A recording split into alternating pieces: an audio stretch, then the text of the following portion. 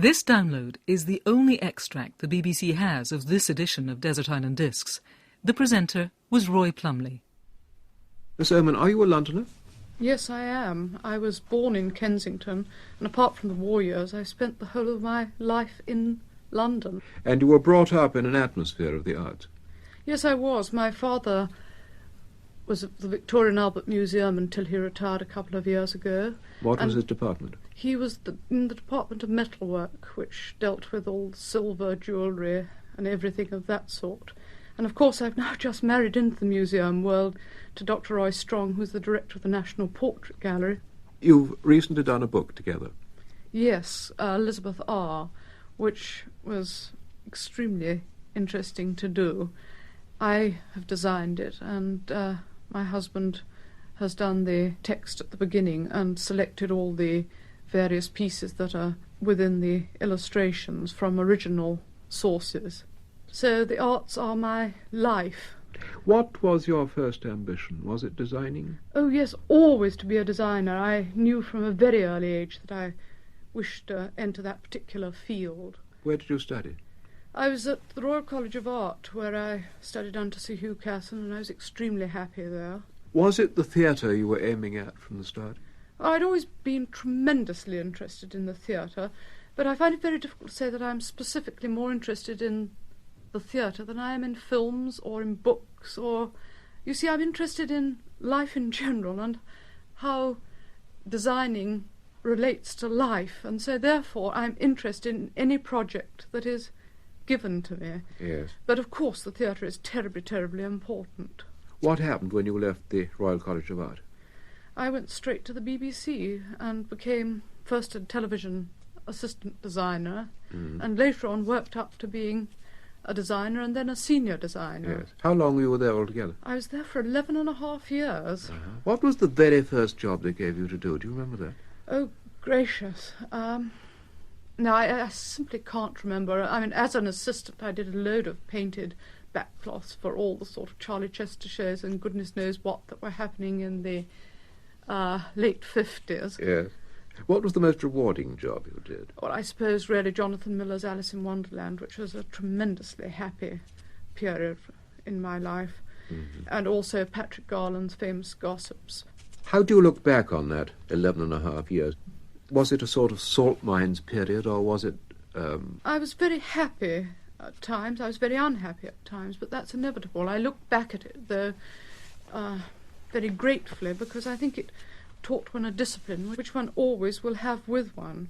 It taught one the value of paperwork, which so many people in the arts think can be forgotten, but it's something which I know one's got to work with. Designing today is a business. Designing, you've got to be as much concerned with the money that you're spending that belongs to somebody else, because that's all part of the final product. You can't just forget about the cash, and therefore paperwork, which one learnt through the BBC, taught one a great deal of things which one will never forget. Now, what inspired you to venture out of the BBC after 11 and a half years? I was very fortunate. I won the Designer of the Year award for the design of Alice in Wonderland, and from that I got film offers. Yes. And I went to the Charge of the Light Brigade, which was an extremely happy experience, working all over England with this film, also visiting Turkey. All this was only 4 years ago. A lot has happened in 4 years. I've gotten through an incredible amount of work during that period. Yes. It's been very rewarding. And of course, in designing a film, the number of sketches and finished drawings you must do must be enormous. Oh, they're phenomenal, though quite often with an opera you have to do even more. I know my Onegin drawings for Covent Garden must have involved me in the region of about 8,000 drawings altogether. As many as that? Yes, it's phenomenal. Of course, in a film, the detail must be minute sometimes. Oh, yes, it is, but then I like to carry detail into all my work because I think that observation is important. I think it's terribly important to make people look more closely. I don't see why one should try to kid people with using bad materials or using something that's not absolutely true. I think truth is important. Yes. You worked with Jonathan Miller again. You designed his Merchant of Venice in the theatre.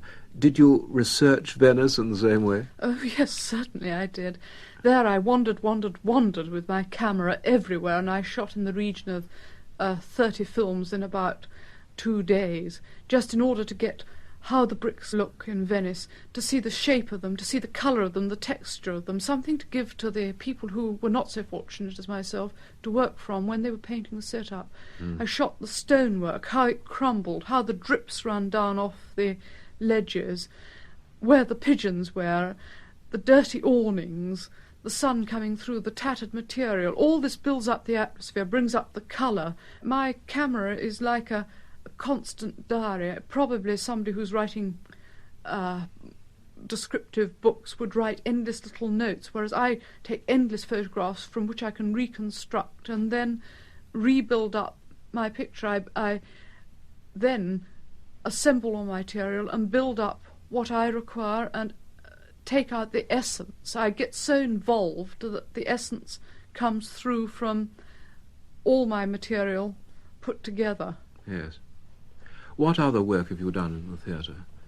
I've of course done Alan Bennett's play, Getting On, which is now running in London, and also I did 40 Years On, which was Alan's as well. Yes. Both of which I found tremendously enjoyable to work on. And Brief Lives? And Brief Lives, which was at the Criterion a couple of years ago. It was one man's world in one room. A wonderful bachelor clutter. Precisely.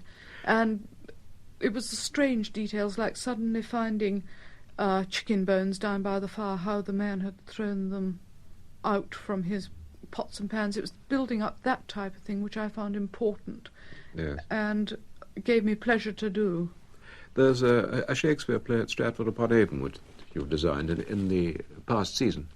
Yes, I designed Othello, which we've set in the 1850s.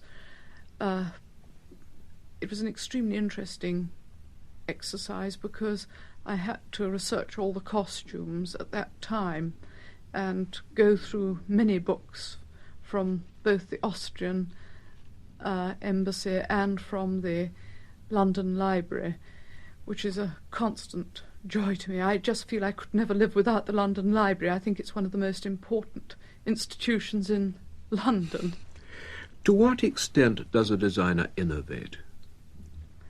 I think a designer should work as part of a team, and I think a designer suggests things, and it's teamwork. I think that always one must realise that you can't do everything on your own, therefore you've got to discuss things around and take the best from every place that you can. There is a great field for design. I mean, there are so many things hideous that don't have to be. Everything is design. Just looking around the room, that appalling speaker over there with an awful black hole in the middle, that I suppose somebody thought they were designing, but frankly something much better could have been made of it. Indeed, indeed.